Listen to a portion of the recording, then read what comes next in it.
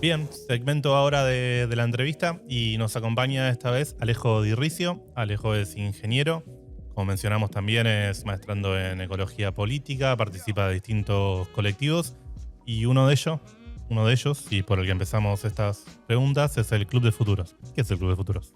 Bueno, muchas gracias por la invitación. Muy contento de estar acá. El Club de Futuros es una comunidad que arrancamos para entrenar el músculo de la esperanza. Un poco fue lo que encontramos, digamos, tenemos la necesidad de encontrarnos no solamente a pensar el futuro, sino a accionar al respecto. Y más que nada, ante la pregunta ¿qué hacer?, también pensar en estrategias y en tácticas.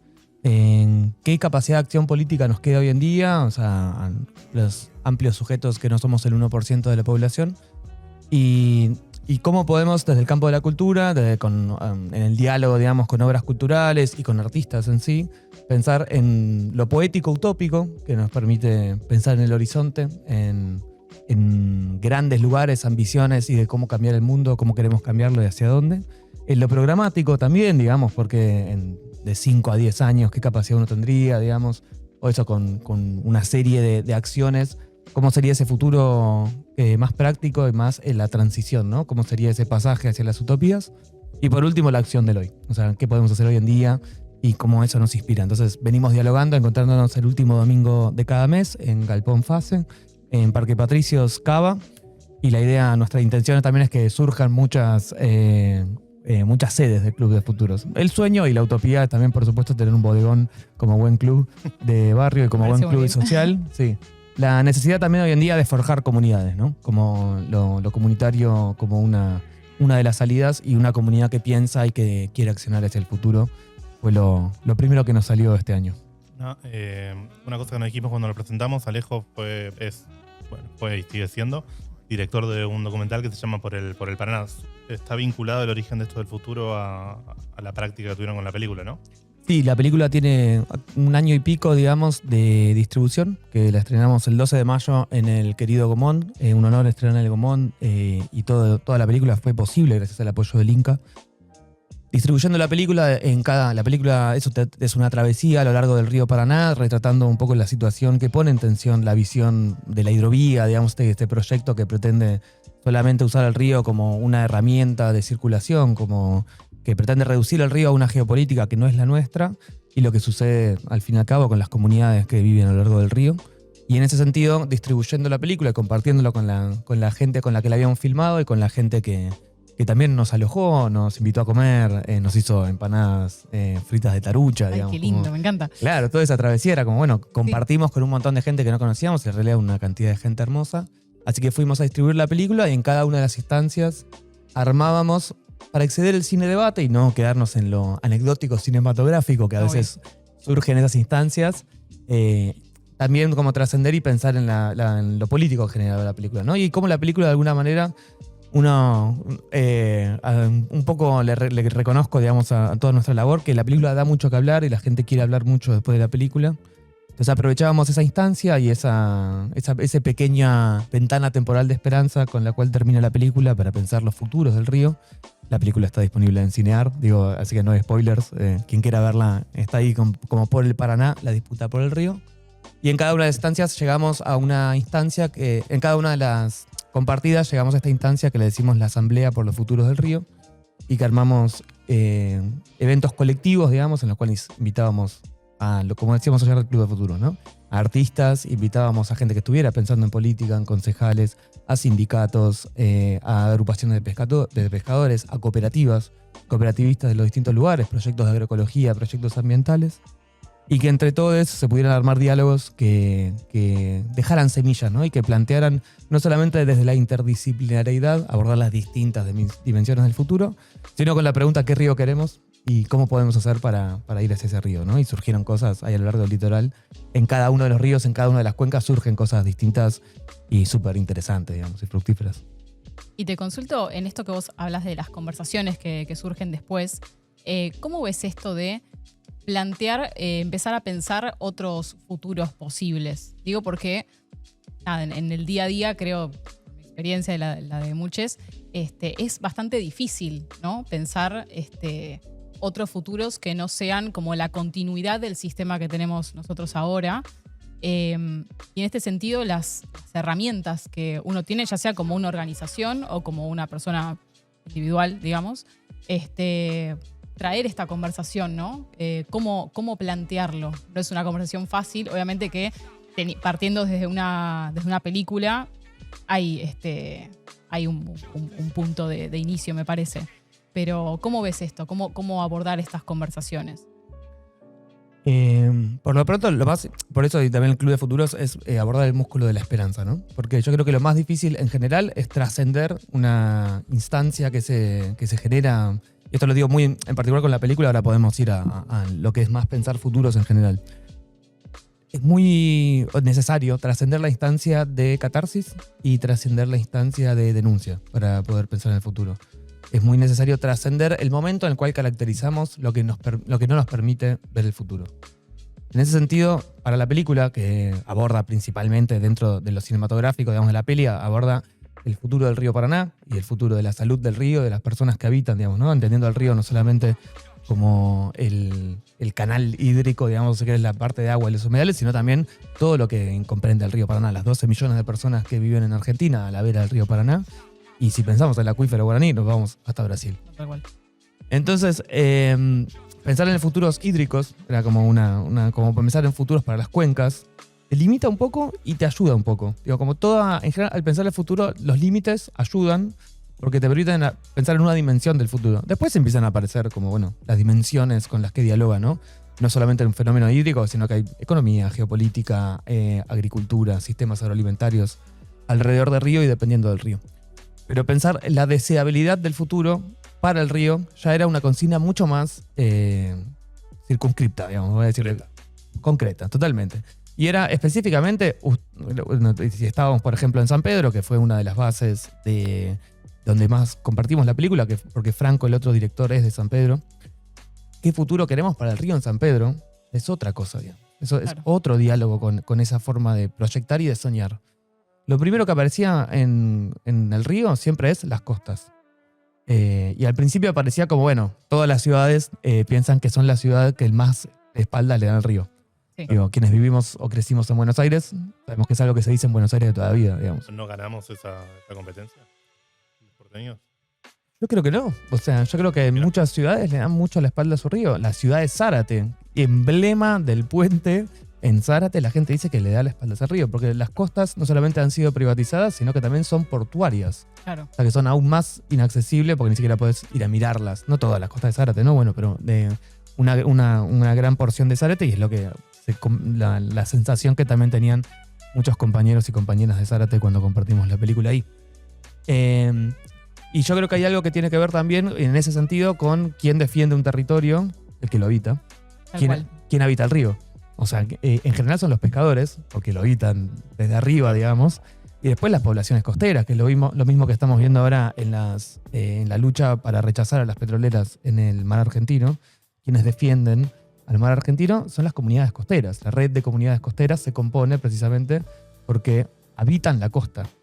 Y lo que necesitamos en general para recuperar el río, para pensar en otras visiones del río, es lo primero que surgió incluso acá en Buenos Aires.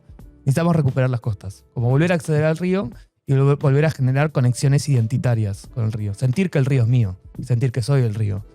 Sentir que somos y que cuidamos y que es nuestro río también, ¿no? Que no es solamente un lugar al que vamos, sino que es donde estamos, es parte nuestra y por eso también... Sí, ser parte, ser como protagonista de esa narrativa, ¿no? Siento que desde ese lado, o no sé, por lo menos lo que vengo viendo es que los pueblos que tienen algunas problemáticas ambientales son los que más llevan a cuestas estas luchas, ¿no? O que dan este tipo de conversaciones hacia otros futuros posibles, más que otros que tal vez, no sé, por ejemplo, en la ciudad de Buenos Aires, que es donde más, bueno, yo vivo en la ciudad, entonces es donde tengo más referencia, escucho a más gente. Al estar tan desconectados, ¿no? de problemáticas, es como que llevar esa conversación ahí es más complicado, siento yo. Sí, incluso lo llevaría más allá un poco, ¿no? O sea, no, somos muy capaces de imaginar el futuro para nuestro cuerpo, Y no solamente en el marco teórico, cuerpo, territorio, digamos, sino en términos de metáfora, Claro. somos muy capaces de imaginar el futuro para los territorios que sentimos parte, digo, corporalmente e identitariamente, digo, como acá también, no solamente. Entonces, en la ciudad de Buenos Aires, que lo normal es que la gente piensa que va a territorio, piensa, ¿no? No porque no lo haga, sino que lo que la gente siente es que va a territorio o que, yo lo defenestro esa forma de decirlo, pero que baja a territorio. Sí, sí, sí. Escucha mucho en la academia, digamos. Y pensamos que la ciudad no es territorio, digamos. Y en Entonces, la política. Políticos que bajan al territorio. 100% la política baja a territorio. Tal ¿Desde cual. qué pedestal moral, desde qué edificio político, digamos? Sí, sí. En ese sentido, para mí, o sea, recuperar las costas y sentir parte del propio cuerpo, digamos, como el río, te permite también, es más fácil imaginar el futuro del río Obvio. cuando sentís que que el río es parte de tu cuerpo y que tu cuerpo es parte del río, digamos, ¿no? Y eso es la sensación de muchas población litoraleña en general, más el río una cuestión identitaria, y después especialmente de las poblaciones costeras o que viven en diálogo, en vínculo con el río. Claro, todo esto tiene mucho que ver con una cuestión de imaginar y de cómo comunicar también ese futuro, ¿no? Digo, hay que imaginarse algo, hay que saber cómo o encontrar la mejor manera de comunicarlo. En estos días se publicó el último informe de FARN, de Fundación Ambiente y Recursos Naturales, que tiene un artículo tuyo discutiendo parte de esto, y nos resultaba interesante problematizar también la eficacia que tienen o a dónde apuntar o qué herramientas mejor convienen para comunicar este tipo de problemáticas y dar estos debates. Y ahí menciona ciertas limitaciones para el discurso ambiental en general, las limitaciones y potenciales de los discursos más catastróficos o catastrofistas, los aportes y las limitaciones de los discursos más cientificistas, digamos. Hay como un abanico de herramientas, todo con pros y contras a la hora de abrir estas conversaciones, ¿no? Sí, totalmente. Yo partiría de la base de que, volviendo también a la pregunta anterior, lo complicado de imaginar el futuro, digamos, ¿no? O sea, no solamente de imaginar, sino de tener a mano imágenes de futuro, y acá lo cito textual a Ezequiel Gato, que es de las personas las cuales por lo menos yo más he aprendido y que más estudia estos temas. No solamente postutópico, ¿no? @postutópico en redes, y acaba de sacar su segundo libro, Memorias del Futuro, pero para mí, Futuridades, su primer libro, es como libro de cabecera para pensar este tipo de cosas. Él dice que las imágenes de futuro son el acto de postular un mundo. Y hoy en día las imágenes de futuro que más tenemos, los mundos que más están postulados, vienen de una combinación histórica de la escatología de las religiones, digamos, como el postulado del final del mundo que tienen las religiones, o sea, apocalipsis o cielo. Claro. Cielo, paraíso, ¿no? Y después, como quienes pertenecemos a una serie de generaciones y crecimos en el catastrofismo hollywoodense. Digamos, ahora en un rato vamos a hablar de Blade Runner como una de las distopías, pero al mismo tiempo eso, ¿cuántas películas de catástrofes hemos visto y cuántas películas de utopías? Yo de utopía no me acuerdo ninguna, no sé, ustedes. Bueno, Cuesta. a mí lo que me llama mucho la atención es que, bueno, yo, mi algoritmo me conoce muy bien y me ofrece todo el tiempo videos reales, obviamente, de catástrofes naturales, por así llamarlas.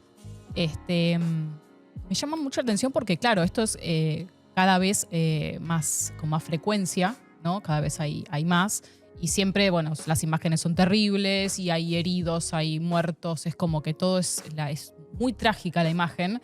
Me llama la atención que son videos que tienen muchísima interacción, en el sentido de que tienen un montón de likes y comentarios y todo, pero lo que veo es que yo entro a ver los comentarios y la mayoría son como muy estáticos, como los emojis tipo manita de plegaria o una carita llorando, y no veo gente que diga hay que hacer algo, hay que hacer un cambio, hay que...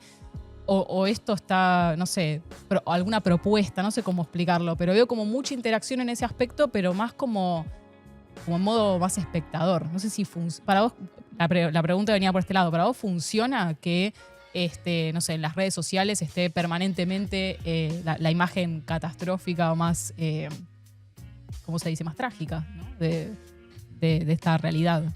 ¿Ayuda o no ayuda a estos mundos que queremos imaginar? Sí, yo creo que ahí disgregaría un poco, ¿funciona para qué, digamos? O sea, como...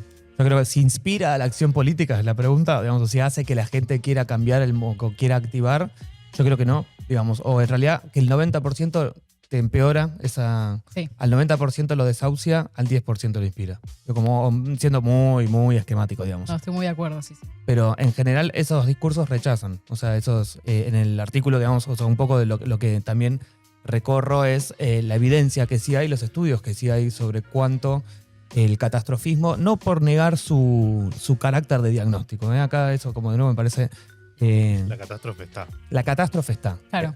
La narrativa catastrofista para comunicar es otra cosa. Después yo no le voy a pedir a un refugiado climático o No, a claro. un bombardeado en Palestina que cuente mejor su historia. Digo, como, ahí me parece como importante también hacer esa distinción y también en el sentido de que no demandar a la gente que está en medio de las catástrofes que postule soluciones, ¿no? En ese No, mismo no, no, sentido. en ese aspecto, para nada. Esto estoy hablando de gente que está en su casa scrolleando No, y sí, sí, viste obvio. y... Sí, tiene un nombre eso.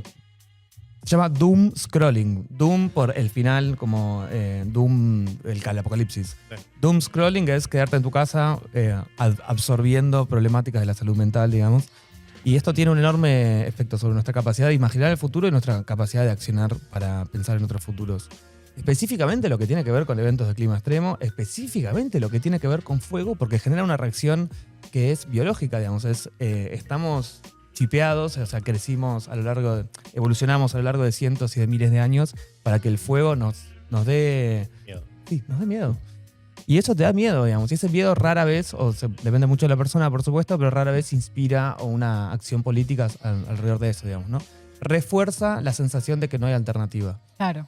Hace poco, dialogando con una periodista compañera y comunicadora, me preguntaba si había un realismo climático, ¿no? En este mismo sentido que Mark Fisher postula que el capitalismo se postula a sí mismo con una única alternativa, el neoliberalismo en particular.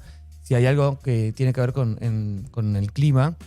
Lo que sí tenemos, digamos, hoy en día es que las narrativas en torno a la crisis climática son la tecnoutopía de nuevo como los Silicon Valley, los Elon Musks y Sí. los Mark Zuckerbergs, como el tecnosolucionismo absoluto y también un grado grande de determinismo tecnológico, de como, bueno, la solución va a llegar con la tecnología y negar los efectos inmediatos, digamos, ¿no?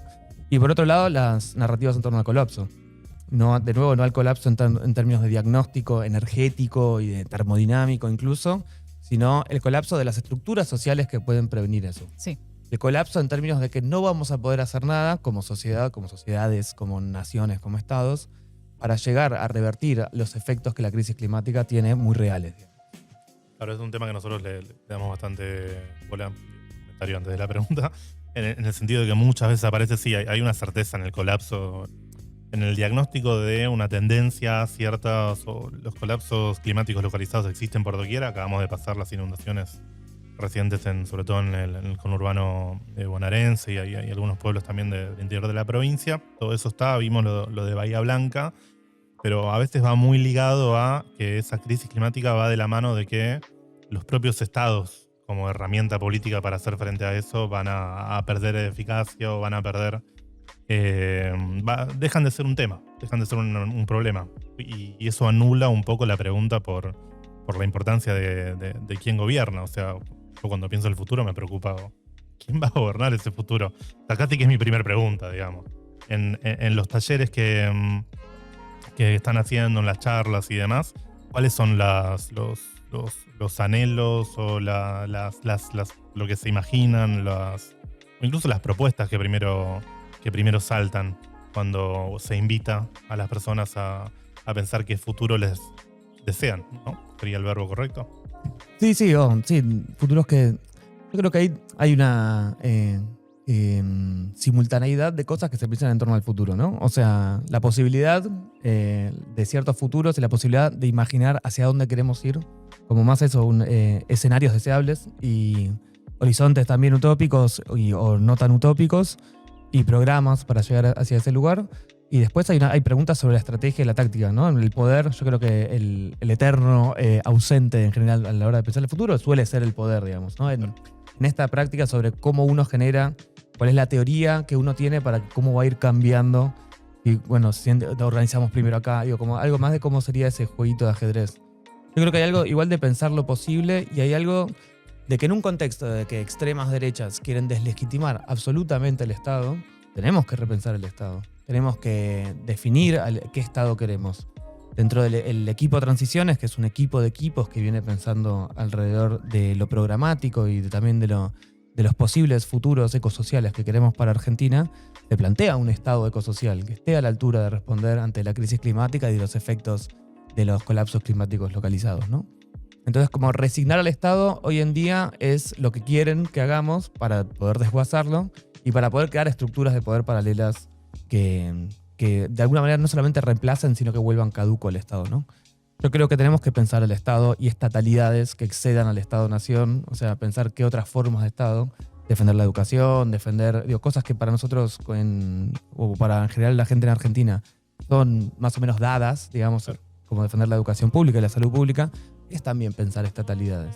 Entonces, aparte de la salud pública y la educación pública, ¿podemos pensar en sistemas de emergencia que respondan ante casos como las inundaciones? Yo creo que tenemos que hacerlo y creo que es más importante que nunca poder hacerlo para plantear agendas más radicales también desde otros lados que puedan dar respuesta a la extrema derecha y lo que promete en este momento, no solamente en Argentina, sino a nivel mundial, digamos, ¿no? Esa pregunta para destruir el Estado que tienen los ultraderechistas. A mí me sorprende mucho cuando veo todas estas cosas, y ver cómo todavía hay tanta gente que apoya un partido, un gobierno que niega el cambio climático y se niega inclusive a la obra pública. Entonces digo, es como que siento como si estuviéramos a ciegas completamente. Y me pasa esto que decís vos, ¿no? Pensar cómo podría ser un Estado, o no sé si un Estado puntualmente como está formado ahora, pero sí, otras alternativas. ¿Qué es lo que hay que defender y qué es lo que hay que armar, ¿no? Ahora que estamos en tiempos de que todo se desarma, parecería que, no sé, cada tanto es noticias y noticias de cosas que el gobierno va desarmando, desarticulando, cosas que sí habría que armar. Y bueno, me pasa. No, yo creo que en ese sentido tenemos que dedicarnos el tiempo para poder pensarlo y las instancias y diseñar el momento para pensar qué sí queremos, porque en líneas totalmente con lo que comentaba antes Nico, digamos, parte de la dificultad de ofrecer otras respuestas o de crear otras nociones alrededor del futuro y como estrategias comunicacionales es que estamos muy seguros de lo que no queremos, pero nos falta mucho lo que sí queremos, digamos, ¿no? Y en Argentina, ahí en el artículo están las fuentes, digamos, hay varios estudios, hay de la ONU, de una consultora de sentimientos públicos, dirigida por Hernán Banoli y uno más que no recuerdo, pero que dan cuenta de que la mayor parte de la gente tiene una alta conciencia ambiental y climática. 9 de cada 10 personas creen en la ciencia climática en Argentina y 7 de cada 10 piensan que el Estado es quien debería tomar acciones climáticas. O sea, hay una responsabilidad hacia el Estado. La pregunta es cómo canalizar esas nociones políticas en demandas, digamos, ¿no? Si bien en Argentina, por muchísimas otras cosas, el tema climático ambiental no suele ser lo primero, tal vez hoy en día para la gente que está inundada sí lo sea, por ejemplo. Y ahí tenemos hoy en día que lo mismo que pasó en Bahía Blanca hace 2 años. Tal vez para la gente de Bahía Blanca sí empieza a haber otra necesidad de acción climática y de obra pública. Y en este contexto es cuanto más tenemos que aprovechar, ¿no? Pero bueno, como que potenciar las narrativas de que hay una acción climática posible estatal, de que es necesaria y de nuevo yo pienso en radicalizar las agendas con respecto a la acción climática, con respecto a la presencia de lo público, digamos, pasando a lo estatal y más allá de lo estatal. Y en ese sentido la extrema derecha ha sido súper estratégica, hábil. Ofrecen futuro. La extrema derecha ofrece mucho futuro. Y es algo que no muchas otras fuerzas políticas lo han logrado. El ofrecer la cantidad y el ofrecer futuros potentes y con el fervor de creencia, que más allá de que, por supuesto, es nefasto el futuro que ofrecen para mi perspectiva, pero de alguna manera han sabido dar promesas y actuar sobre ellas. Y yo creo que tenemos que poder aprender a hacer eso y tenemos que dedicarnos el tiempo y el rato a pensar en mensajes que ofrezcan futuro y que puedan prometer agendas que realmente le cambien la vida a la gente. Tal cual. Vos decís ahí en el artículo que el movimiento ambiental tiene una responsabilidad, ¿no? A la hora de hacer. Hay equipos intelectuales trabajando, hay comunicadores que encontrarán herramientas para hacerlo y escrito suena fuerte, el movimiento ambiental tiene una responsabilidad en esto.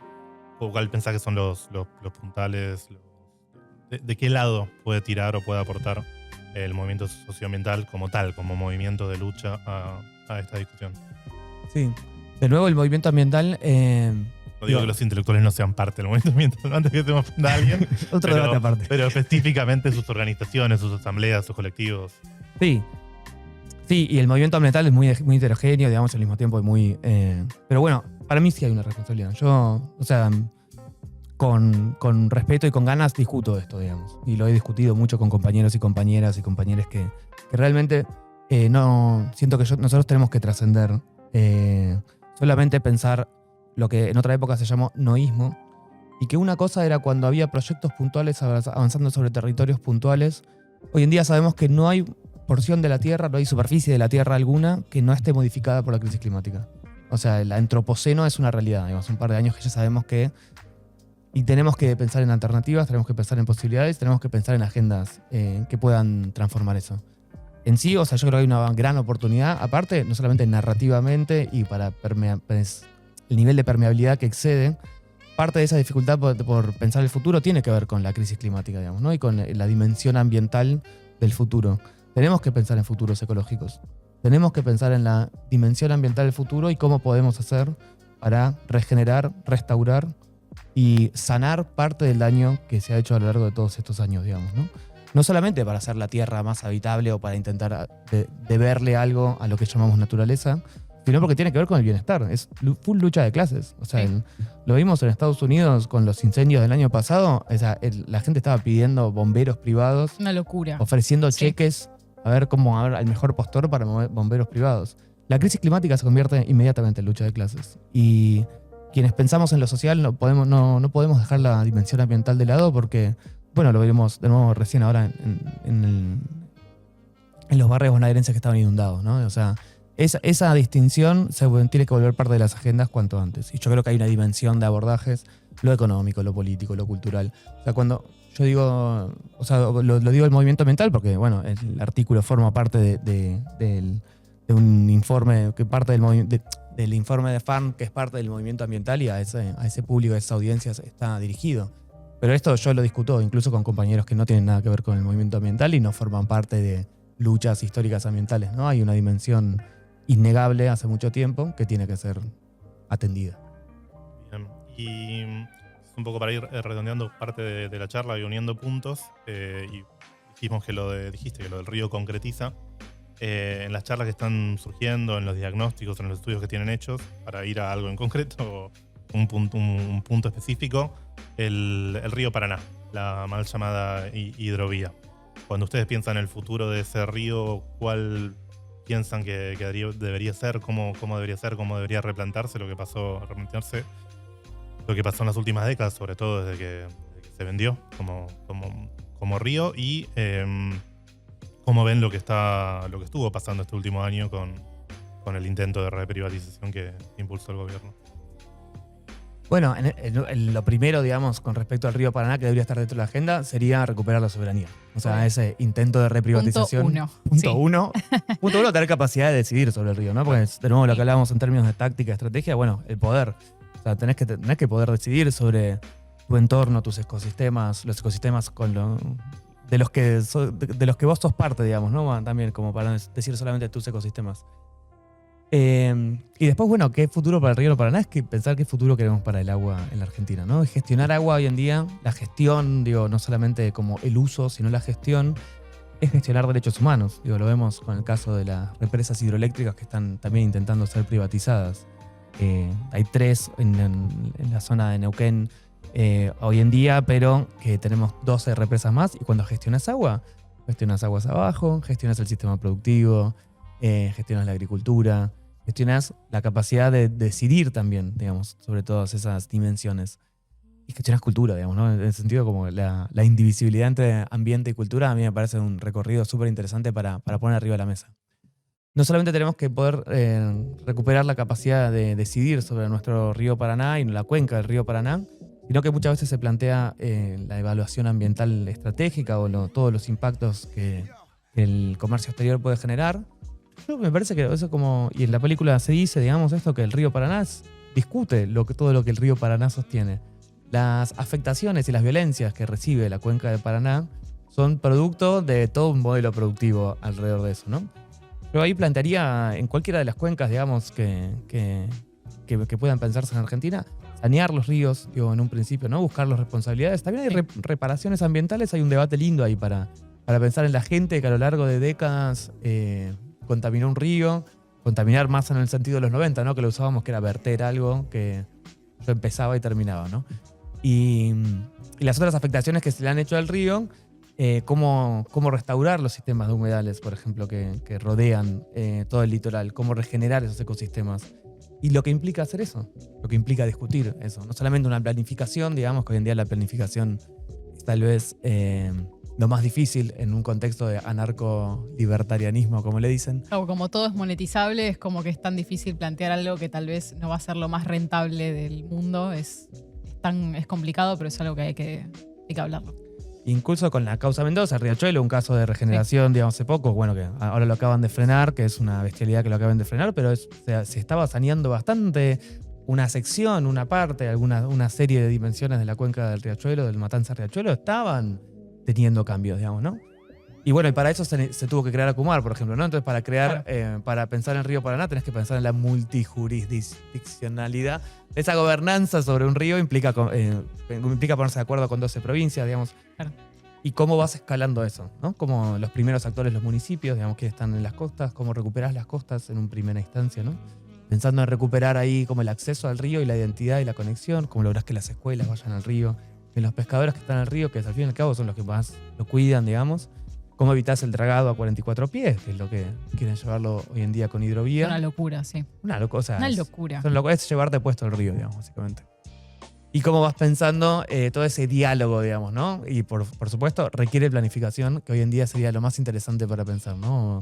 Cuando esto naufragie, cuando después del naufragio, digamos, que va a ser este gobierno, después del desastre que van a dejar, cómo empezar a recuperar como punto de partida 5 años, 10 años, 12. Digo, como algo divertido de pensar en el futuro es que no tiene límite. Te mato con esto, pero para cerrarte queríamos compartir la consigna que le tiramos a los seguidores ahí, a amigues de Instagram y de las redes sociales para el programa de hoy. Les pedimos que nos manden, breve, sintéticamente, que si tuvies tu yo del 2050, el Alejo del 2050, le mando un mensaje al Alejo de hoy en día. ¿Qué pensás que diría ese audio de WhatsApp o del WhatsApp del futuro? Comprá yuanes. Y un barquito. Sí. O un barquito así, aprendí a hacer cosas. O sea, medio lo viejo funciona, tipo Favali. Sí. Aprendí a hacer cosas, muchas, todas las que puedas. Y forjar comunidades. Bien, con esa moraleja y con este mensaje, le agradecemos a Alejo por participar acá y también Muchas gracias se va a quedar por la para charlar sobre cine porque él sabe de esto, así que lo aprovechamos de doble manera. Gracias, Alejo, y seguimos con Agitando la Colmena.